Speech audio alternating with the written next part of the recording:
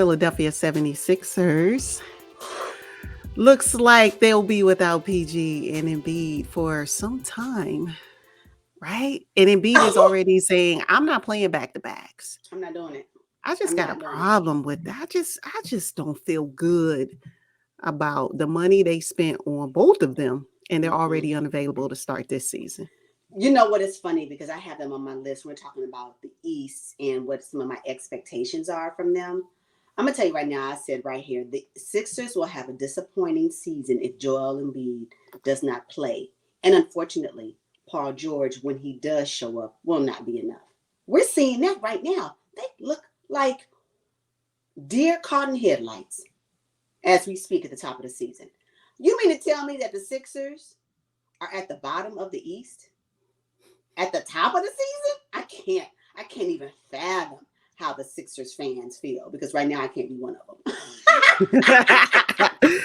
Let me tell you, they're counting on Tyrese Maxey and Kelly Oubre Jr. to carry them. Sorry. But come on, we know Maxey is capable. Oubre, he's a role player. Maxey's a superstar, but I think coming into this season, I expected Joel Embiid to be dominant coming off MVP, not too long ago. I expected Paul George to leave his injuries in Los Angeles, leave him in Indiana, leave him in OKC, everywhere that he's played. The history of his injuries, it's just ridiculous at this point. Now I'm starting to wonder if we'll ever see Paul George play a full season. No. It will not happen. However, I did not expect him to be out at the top. The thing about it is that I think I can get past Paul George's injury and his delay to the start of the season, because he did injure himself in a preseason game. So he was ready to play, right? And that unfortunate tweak of his knee happened during the game. But Joel Embiid hadn't even started the season. It was like, I'm not doing this. I'm not showing up. No back-to-backs on my part. It's just so lackluster, lackadaisical. Like, if I come, I come. If I don't, I don't. It's that attitude for me with Joel Embiid. No, you start the season off strong, and if something happens along the way, then we give you grace. But nah, not right now. Not at the top of the season, right? Joel Embiid. So is he injured or not? Oh, God. I know he played in the Summer Olympics.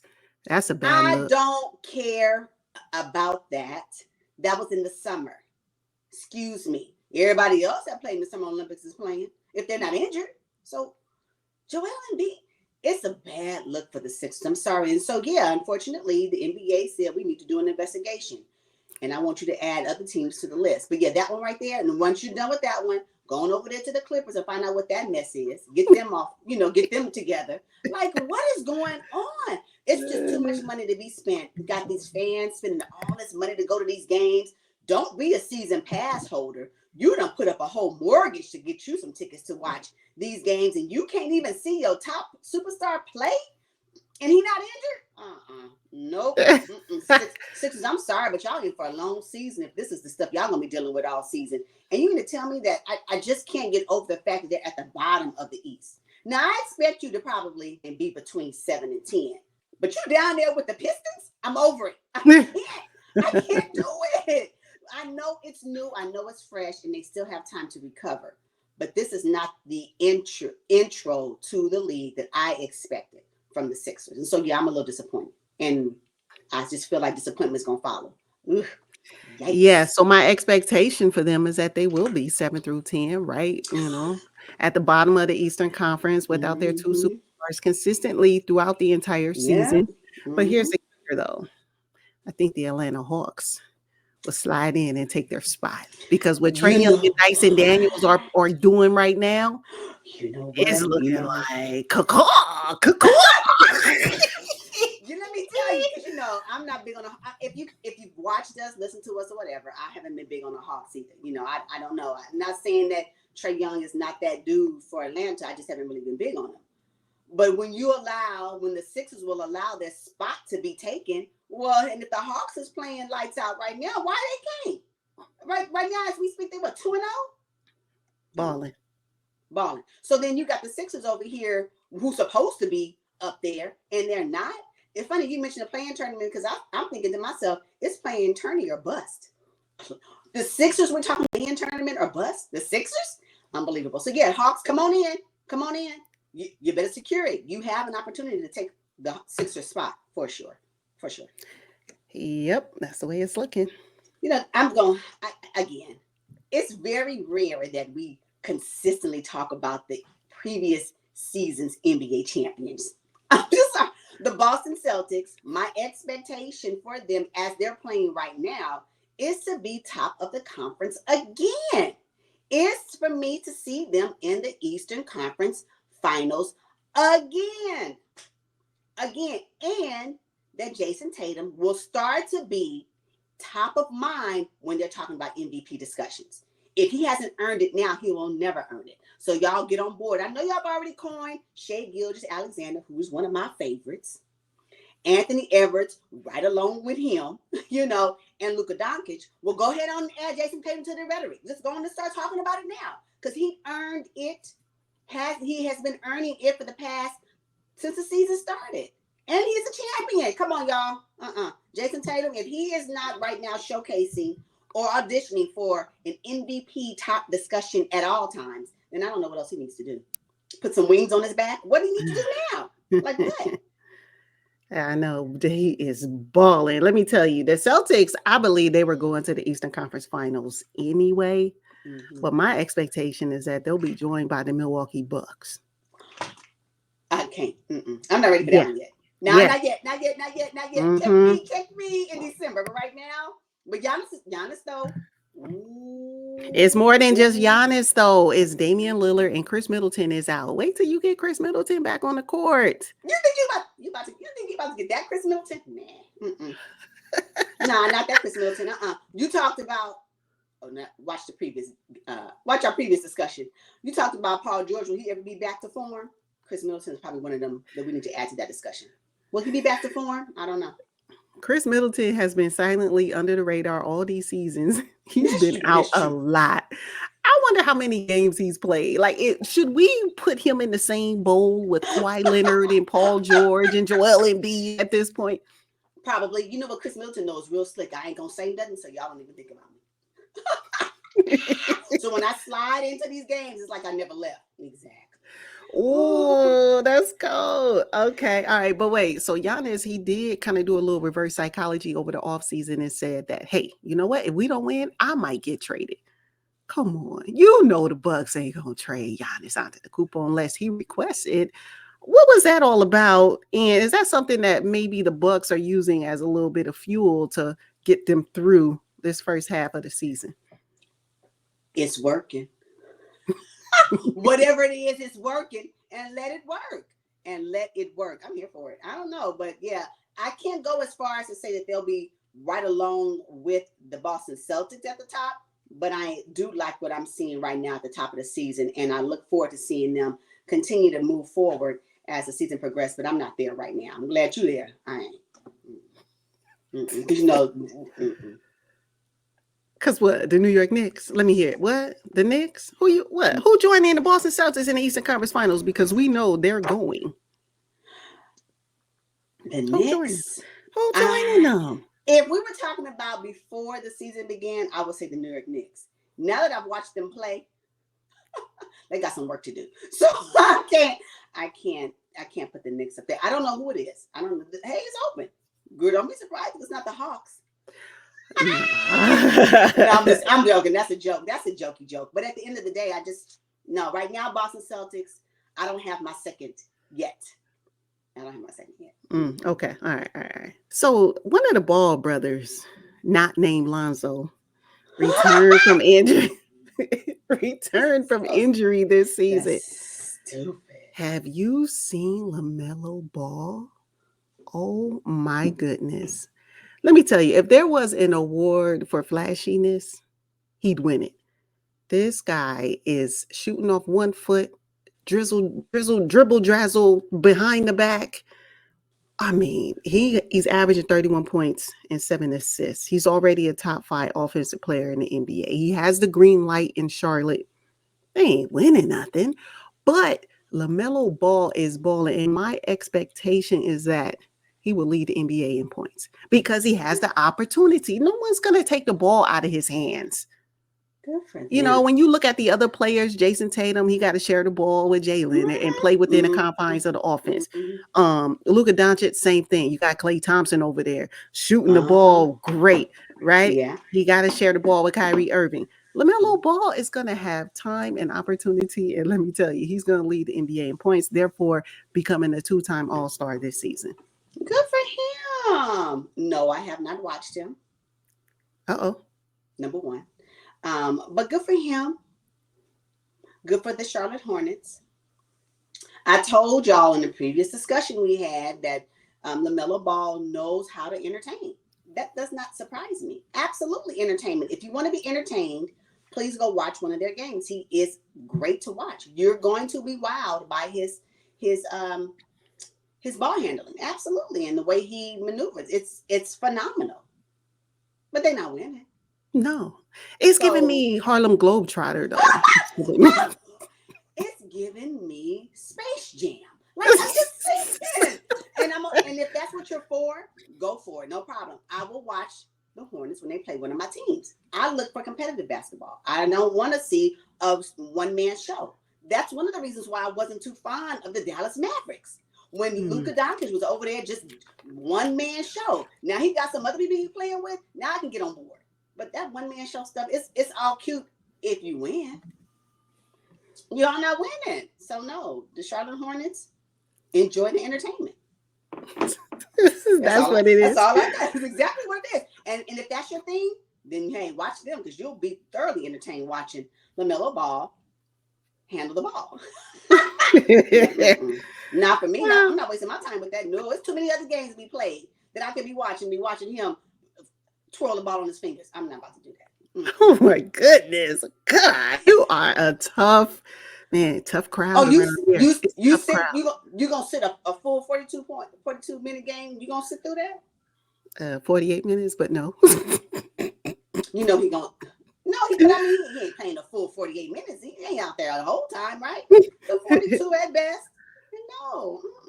No. I mean, again, it depends on what other teams are up against. Like, what are the games they're playing? Because the Charlotte Hornets will never be top of mind for me at this stage of the season because I prefer competitive basketball over entertainment only. That's just what I look for. So, okay, that's that, and that's that on that, and that's fine. So let's move to the Western Conference.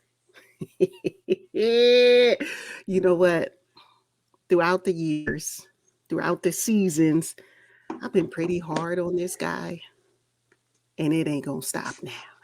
My expectation is that Kawhi Leonard will be out the entire season for the Los Angeles Clippers. Absolutely. Oh yeah, I totally. And let me tell you why. He has a baseline of baseline may not be the right word. He has the foundation for him to be out. Cartilage damage, absolutely. And there's a current case investigation going on.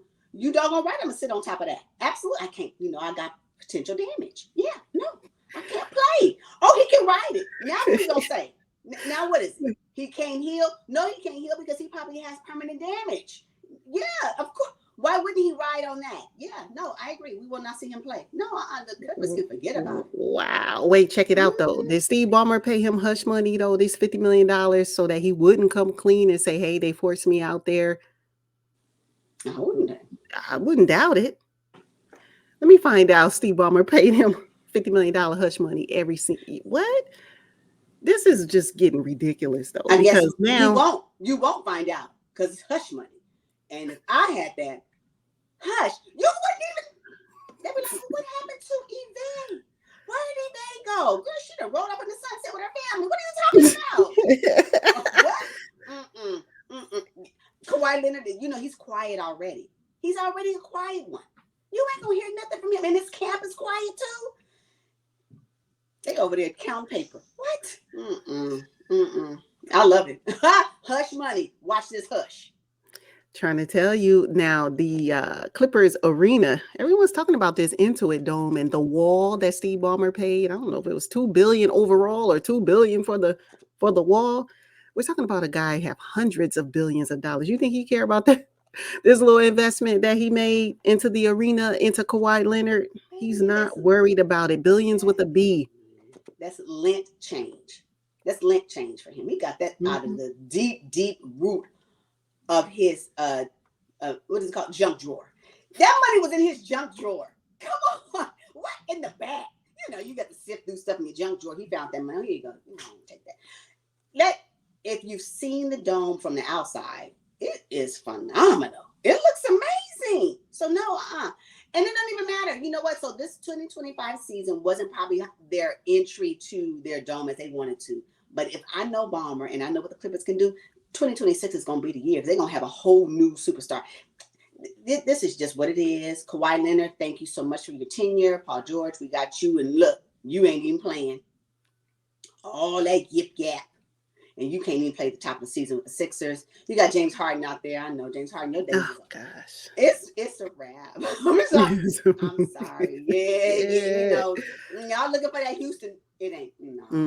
No. It's over. It's done. If Norman Powell didn't do what he did in their last matchup, they would have been another loss for them. So yeah. At the end of the day, it is what it is. I am okay with Kawhi Leonard not playing. I'd rather him just be out than the anticipation is he coming. Will he be back? And then he comes back, play a few games, and out again. Just be out. So they can adjust and do what they can do. And get plan their mid-season trade. Just stop focusing on that. Goodness. Okay. All right. So here, while we're on the West, the Utah Jazz, the Portland Trail Blazers, and the Los Angeles Clippers will miss the play-in tournament in 2025, which means they will be at the bottom of the conference. I'm just pointing it right now. It just is what it is. And it's an expectation that I have based on how they currently came into the league, into the season, how they came into the season. Can this change? Absolutely. Anything can change. Mid-season trade, they can trade for something and it can just propel them to be a dark horse. I'm here for all that. But as we speak at the top of the season, Jazz, Trailblazers, and Clippers will not see the play-in tournament. Now that's me being nice. You're gonna miss. You see, the nice thing to say you're gonna miss the play-in tournament. It's harsh to say you're gonna make the bottom of the conference. So I'm just gonna lean on. It's the same thing if you think about it, but they're gonna miss the play-in tournament, and it's gonna be the nice way to say you are at the bottom of the conference. Wait, I can get on board with the Utah Jazz and the Portland Trail Blazers, but the LA Clippers. Who they gonna take? Whose spot they gonna take? Tell me. Gosh, the West is tough. Exactly. And that leaves two additional spots that could potentially, two additional teams that could potentially miss the play-in tournament as well. I'm only giving you 3 teams. So you tell me who they're gonna take. I can't call it right now. But look though, wait now. Denver Nuggets. One, hey, you know what? My expectation is that they're going to look a lot different by All-Star break. Baby, you telling me, wait. I have the Denver Nuggets on my list as well. And I believe they will bounce back. And it's going to be on the back of Nikola Jokic because how many more 41-point games must he put up and the rest of the people ain't doing nothing? How much on that? And you know what? And it's going to be an unfortunate difference. I will say this. If they don't do nothing else, they better fix that bench. When they moved Christian Brown to the starting lineup, they left their bench empty. They left. It's a trickle effect. You trade KCP. Yep. Right. Jeff Green had to go as well. And now your bench is looking. And so then you have to move somebody up. So naturally, it has to be Christian Brown. Of course, he did well. But who's on the bench? Oh, I'll do you one further. The Nuggets ain't been the same since they got rid of Bruce Brown. Let's talk about it. Bruce Brown was a crucial piece to their championship run. They ain't been right since. Facts. They have not. That's a good one. You know what though? That cost them the 2024 championship. At least Western Conference champions. At least that. Yeah, I will yeah, give him you. I coming will off give the you that. bench. I agree. Shoot, Bruce I will Brown. give you that. Yeah, I will Yeah, give you that. See, that's what I'm talking about. You know what? These teams that starting five is great, but when you start to get down and they have nobody off the bench that can help them, yep. And Michael Porter Jr. He's mm-mm. kind of been on a downhill slide. They brought in my boy Russ. Golly, the slander is just starting already. Oh he, he God. he he makes it easy. I'm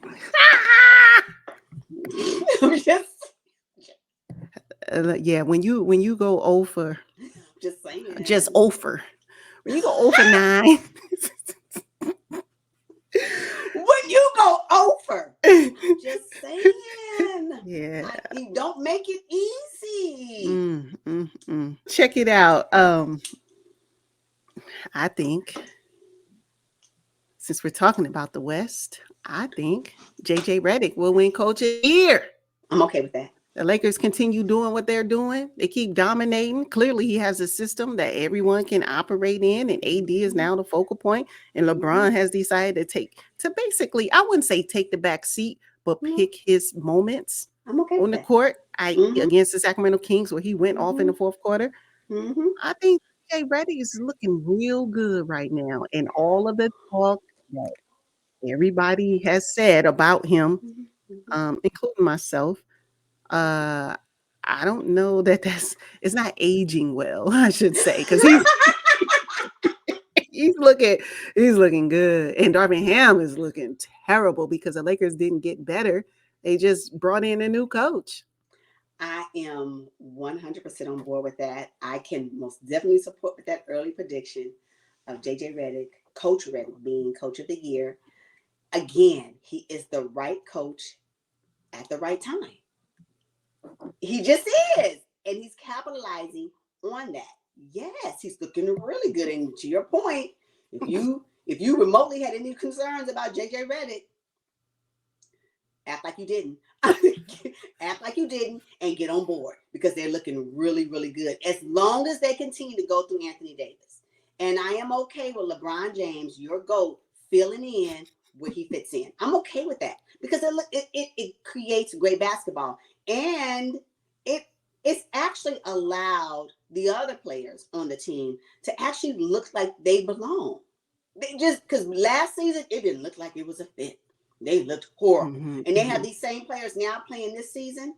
Okay, looking good. I love it. I love it. So yeah, right coach at the right time. I love it. Yes, and let me tell you, Austin Reeves is having an all-star season. I'm starting to see like more fire in him. I mean, this is a guy who went undrafted, like us, right?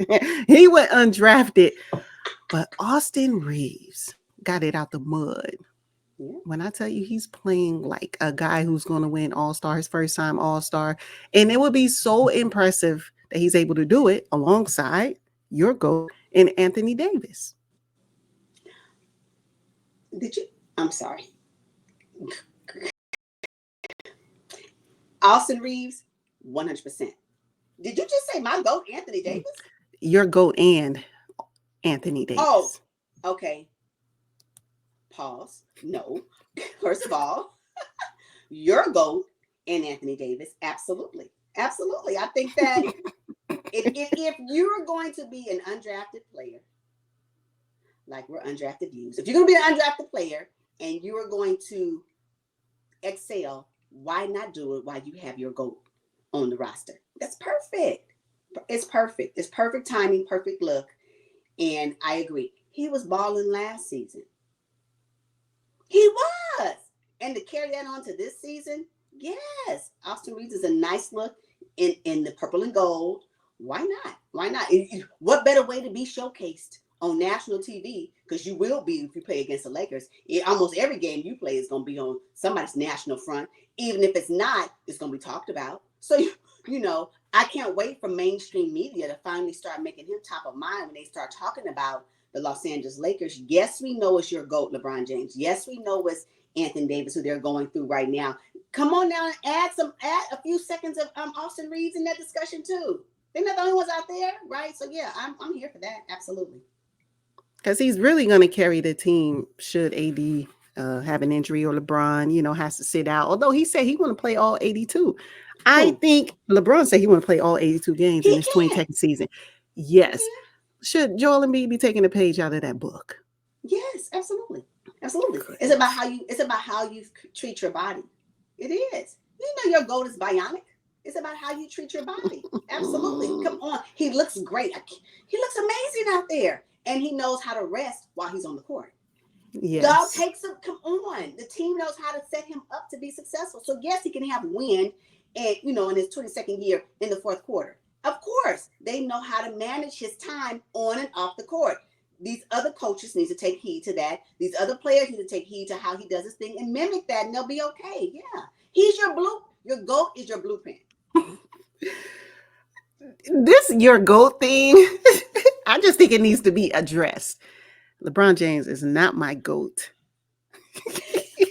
I just think I've been letting you get away with it like for the last 5 minutes, but no, LeBron is not my GOAT. Let's just get that out there. Let's get that out I'm not saying your GOAT specifically, but your GOAT. Like not you, but yours. People, who consider him their GOAT, that's who it is. And it's fine. I'm just saying. Again, the man looks amazing. He is playing amazing because they know how to utilize him at this stage of his career on and off the court. Manage his time on and off the court. That's all I'm saying. And so some of these players, Joel Embiid, need to take heed to what that looks like and mimic that if they want longevity in this profession. That's it. Got it.